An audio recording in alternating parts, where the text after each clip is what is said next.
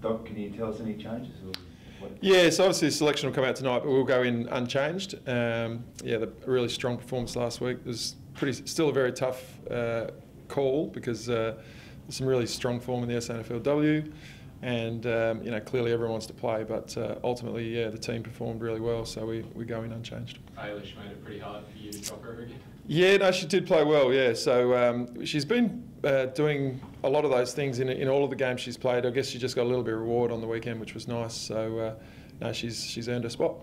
Is selection hard for you at the moment with the likes of Nikki Gore, Sally Wright? Yeah, that's very hard. Yeah, no, it's not easy at all, and particularly when you're well aware of the work that they've all put in and the fact that we've asked them to go back and to address certain things in the SANFL, and they've all pretty much done that. So so then it becomes really challenging because we're saying, you know, we really like what you've done, but there's just not an opportunity at the moment because the team is playing well. So yeah, really tough. Selection, was it tough? Yeah, no, very tough.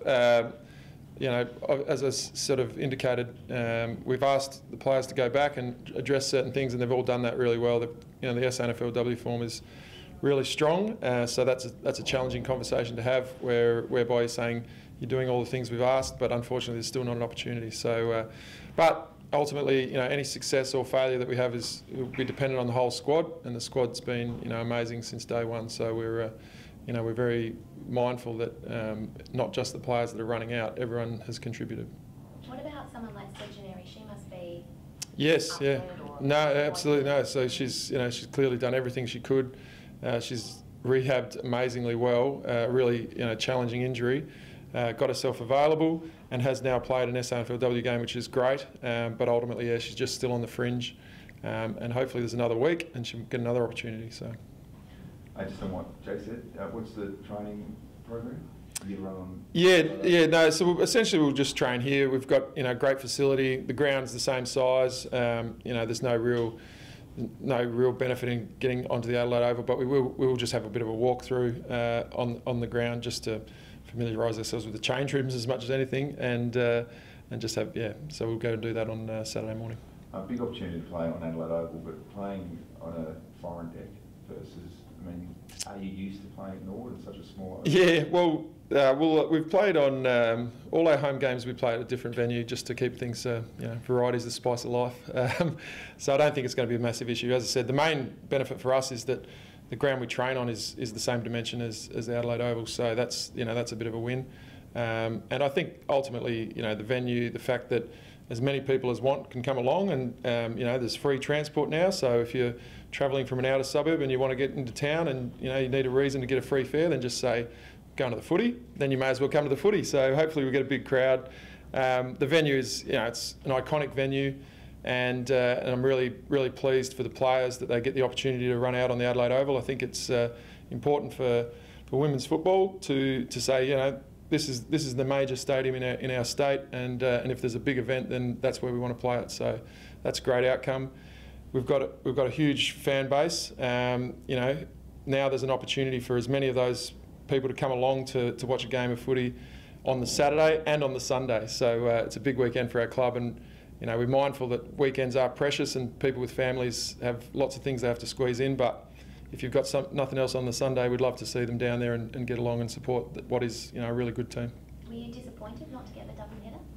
Not particularly, no. No, I think there's, you know, I was really hopeful that we would get to play on the Oval for the players as much as anything.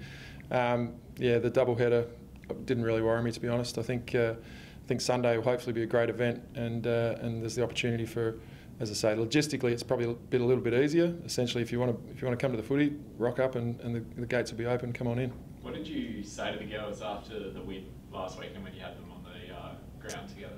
No, literally, I said we've got a flight. It's in about an hour, and we can't mess around. We've got to get off the ground. So yeah, they do, which is an awesome part of the AFLW, is the capacity to interact with the fans, and they usually stay out there for as long as they possibly can and interact as strongly as they can. But I just said, look, you know, be respectful, but we do have to get going. That was all I said.